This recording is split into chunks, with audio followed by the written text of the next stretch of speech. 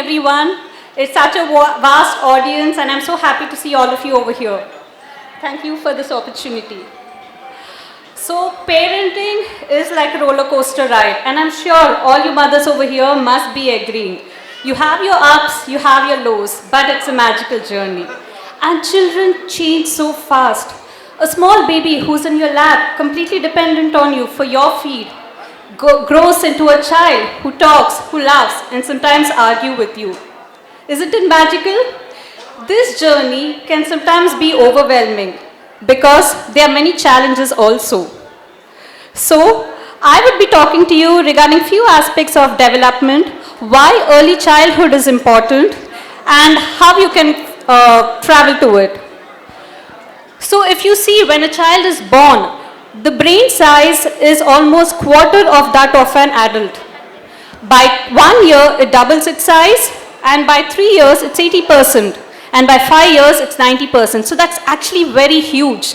So in 5 years, if you see, the brain development is so huge, so whatever you do to the child in the first 5 years is going to be the foundation to how a child would be when they grow into an adult. If you see in a child's brain, there are many nerve cells and they are connected to each other with neurons, and these neurons keep developing.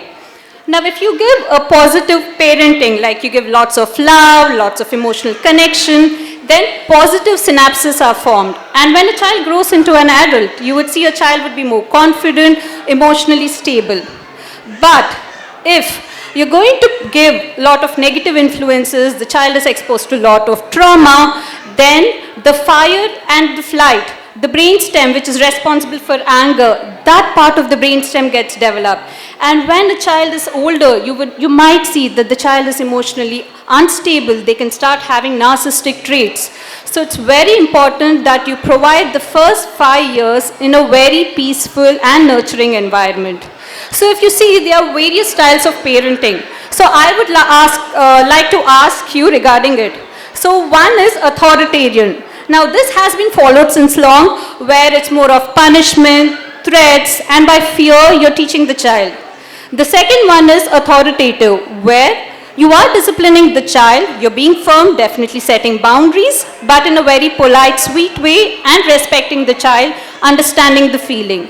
The third type of parenting is permissive parenting, where you think, it's just a child, you don't need to tell, as they grow they should be okay. And the fourth time is negligent. So in negligent, you're totally devoid of what a child is doing. So what do you think is best for a child's growth? So is it authoritative, authoritarian, permissive, or negligent? Well, it's authoritative, where you definitely have firm boundaries and respect the child in a polite way. Now, if you see, a child's development goes through massive changes, and it can be divided into 5 main stages. The first one is the neonatal period, the first 28 days of life. The baby is constantly with you. Touch is very important in this stage, massaging your child, talking to the child, exclusive feeding if it's possible. This helps in the child's brain growth. Now, the next period is from 28 days to 1 year. This is the infancy. So here you would see a lot of motor skills which your child will develop. Rolling over, head holding, trying to crawl, trying to walk.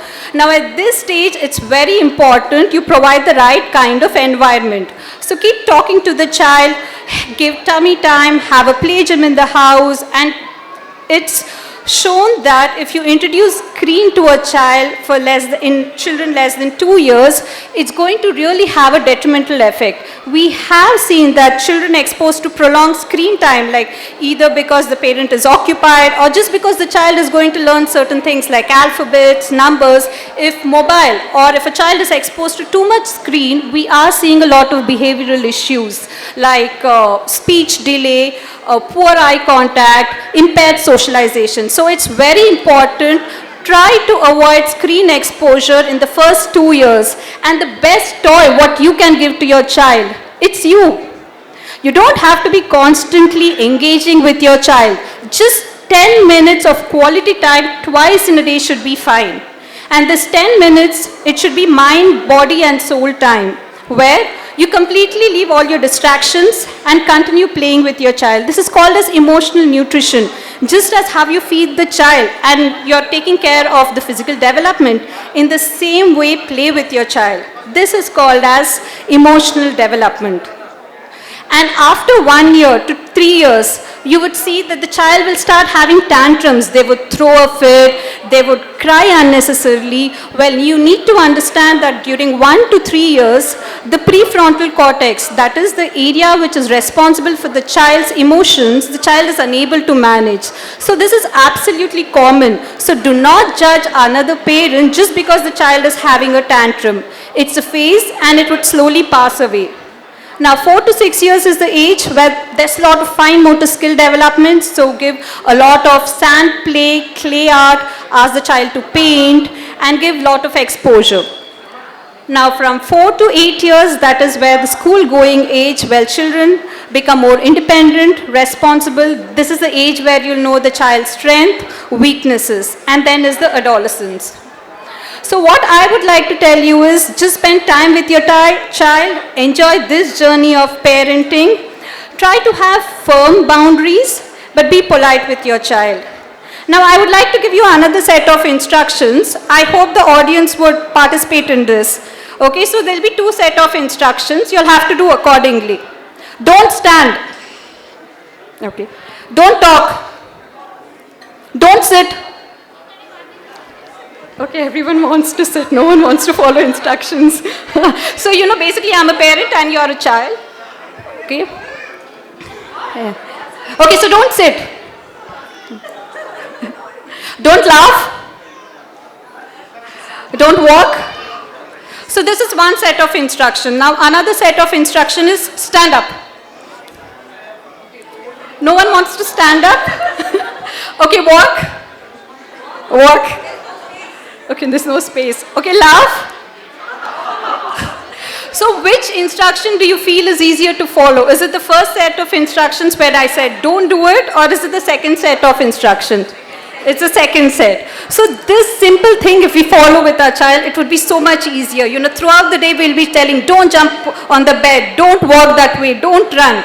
And it's so confusing for the child because they don't know what is expected from them. So simple advice is sit down, let's play this. If they are scribbling on the wall, rather than don't scribble on the wall, you can say, take this paper and scribble. So if you keep telling it in positive words, it's more likely that the child is going to listen to you. So this is a simple tip which I would like to give for you. And during this journey of parenthood, don't forget about yourself. It's very important you all take care of yourself because it's going to be overwhelming. So it's important even in a flight, they would advise, first you put on your oxygen mask and then give it to the child. And you cannot pour into a cup when you yourself are empty. So do take care of yourself and enjoy this journey of parenthood. Thank you.